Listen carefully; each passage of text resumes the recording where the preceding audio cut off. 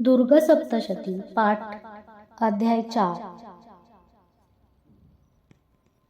इंद्रादि देवताओं द्वारा देवी की स्तुति। महर्षि मेधा बोले, देवी ने जब पराक्रमी दुरात्मा महिषासुर को मार गिराया और असुरों की सेना को मार दिया, तब इंद्रादि समस्त देवता अपने सिर तथा शरीर को झुकाकर भगवती की स्तुति करने लगे। जिस देवी ने अपनी शक्ति से यह जग व्याप्त किया है और जो संपूर्ण देवताओं तथा महर्षियों की पूजनीय है, उस अंबिका को हम भक्ति पूर्वक नमस्कार करते हैं। वह हम सब का कल्याण करे, जिस अतुल प्रभा और बल का वर्णन भगवान विष्णु, शंकर और ब्रह्मा जी भी नहीं कर सके। वही चंडिका देवी इस संपूर्ण जगत का पालन करे और अशुभ भय का नाश करे। पुण्यात्माओं के घरों में तुम स्वयं लक्ष्मी रूप हो और पापियों के घरों में तुम अलक्ष्मी रूप हो, और सत्कुल में तुम उत्पन्न होने वालों के लिए तुम लज्जा रूप होकर उनके घरों में निवास करती हो।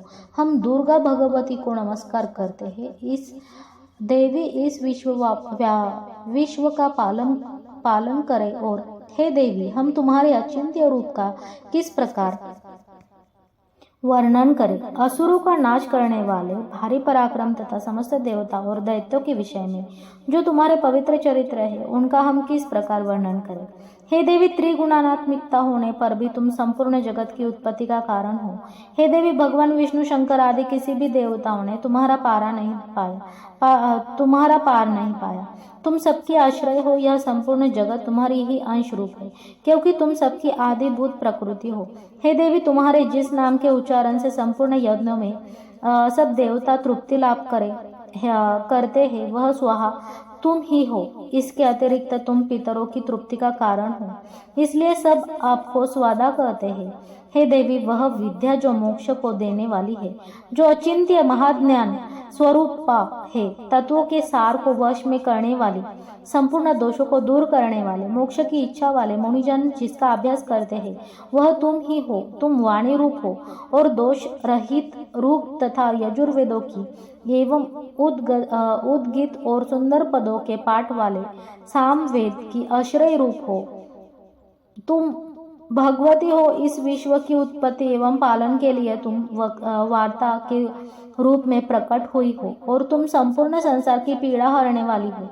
हे देवी, जिससे सारे शास्त्रों को जाना जाता है, वह मेधा शक्ति तुम ही हो, और दुर्गम भवसागर से पार करने वाली नौका भी तुम ही हो। लक्ष्मी रूप से विष्णु भगवान के हृदय में निवास करने वाली और भगवान महादेव द्वारा सम्मानित गौरी तुम ही हो। मंद मुस्कान वाले निर्मल पूर्ण चंद्रबिंब के समान और उत्तम सुवर्ण की मनोहर कांति से कमनीय तुम्हारे मुख को देखकर भी महिषासुर क्रोध में भर गया। यह बड़े आश्चर्य की बात है। और हे देवी, तुम्हारा यही मुख जब क्रोध से भर गया तो उदय काल के चंद्रमा की भांति लाल हो गया और तनी हुई भुओं के कारण विकाराल रूप हो गया।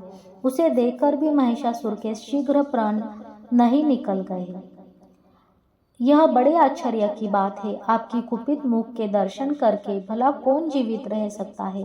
हे देवी, तुम हमारे कल्याण के लिए प्रसन्न हो। आपके प्रसन्न होने से इस जगत का अभ्युदय होता है, और जब आप क्रुद्ध हो जाती है तो कितने ही कुलों का सर्वनाश हो जाता है।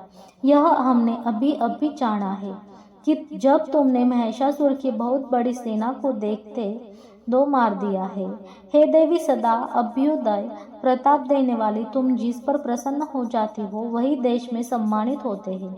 उनके धन यश की वृद्धि होती है, उनका धर्म कभी शिथिल नहीं होता है, और उनके यहाँ अधिक पुत्र पुत्रियां और नौकर होते हैं।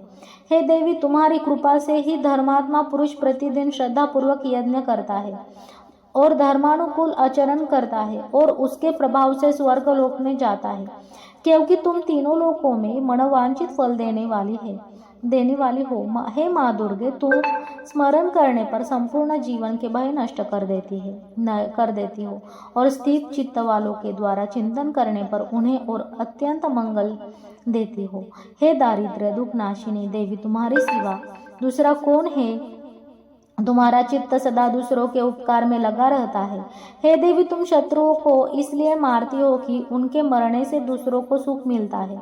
वह चाहे नरक में जाने के लिए चिरकाल तक पाप करते रहे हो, किंतु तुम्हारे साथ युद्ध करके सीधे स्वर्ग को जाए, इसलिए तुम उनका वध करती हो। हे देवी, क्या तुम दुष्टिपात मात्र से समस्त असुरों को भस्म नहीं कर सकती? अवश्य ही कर सकती हो, किंतु तुम्हारा शत्रुओं को शस्त्रों के द्वारा मारना इसलिए है कि शस्त्रों के द्वारा मरकर वे स्वर्ग को जावे। इस तरह से ही देवी, उन शत्रुओं के प्रति भी तुम्हारा विचार उत्तम है। हे देवी, तुम्हारे उग्र खड़ग की चमक से और त्रिशूल की नोक की कांति की किरणों से असुरों की आंखें फूट नहीं गई। उसका कारण यह था कि वे किरणों से शोभायमान तुम्हारे चंद्रमा के समान आनंद प्रदान करने वाले सुंदर मुख को देख रहे थे। हे देवी, तुम्हारा शील बुरे वृत्तांतों को दूर करने वाला है और सबसे अधिक तुम्हारा रूप है, जो न तो कभी चिंतन में आ सकता है और न जिसके दूसरों से कभी तुलना ही हो सकती है। तुम्हारा बल व पराक्रम शत्रुओं का नाश करने वाला है। इस तरह तुमने शत्रुओं पर भी दया प्रकट की। हे देवी, तुम्हारे बल की किसके साथ बराबरी की जा सकती है, तथा शत्रुओं को भय देने वाली इतना सुंदर रूप भी और किसका है। हृदय में कृपा और युद्ध में निष्ठुरता, यह दोनों बातें तीनों लोकों में केवल तुम ही में देखने में आई है। हे माता, युद्ध भूमि में शत्रुओं को मारकर तुमने उन्हें स्वर्ग लोक में पहुंचाया है। इस तरह तीनों लोकों की तुमने रक्षा की है, तथा उन उन्मत्त असुरों से जो हमें भय था उसको भी तुमने दूर किया है। तुमको हमारा नमस्कार है। हे देवी, तुम शूल तथा खड़ग से हमारी रक्षा करो, तथा घंटी की ध्वनि और धनुष की टंकोर से भी हमारी रक्षा करो। हे चंडिके, आप अपने शूल को घुमाकर पूर्व, पश्चिम, उत्तर तथा दक्षिण दिशा में हमारी रक्षा करो। तीनों लोकों में जो तुम्हारे सौम्य रूप है तथा गौ रूप है, उनसे हमारी रक्षा करो तथा इस पृथ्वी की रक्षा करो। हे अंबिके, आपके कर पल्लवों में जो खड़ग, शूल और गदा आदि शस्त्र शोभा पा रहे हैं, उनसे हमारी रक्षा करो। महर्षि बोले कि इस प्रकार जब सब देवताओं ने जगत माता भगवती की स्तुति की और नंदन के पुष्पों तथा गंध लेपों द्वारा उनका पूजन किया, और फिर सबने मिलकर जब सुगंधित व दिव्य धूपों द्वारा उनको सुगंधित निवेदन की, तब देवी ने प्रसन्न होकर कहा, हे देवताओं, तुम सब मुझसे मनोवांछित वर मांगो। देवता बोले, हे भगवती, तुमने हमारा सब कुछ कार्य कर दिया, अब हमारे लिए कुछ भी मांगना बाकी नहीं रहा, क्योंकि तुमने हमारे शत्रु महिषासुर को मार डाला है। हे महेश्वरी, तुम इस पर भी यदि हमें कोई वर देना चाहती हो तो बस इतना वर दो कि जब जब हम आपका स्मरण करें तब आप हमारी विपत्तियों को हरण करने के लिए हमें दर्शन दिया करो। हे अंबिके, जो कोई भी तुम्हारी स्तुति करे, तुम उनको वित्त, समृद्धि और वैभव देने के साथ ही उनके धन और स्त्री आदि संपत्ति बढ़ावे और सदा हम पर प्रसन्न रहे।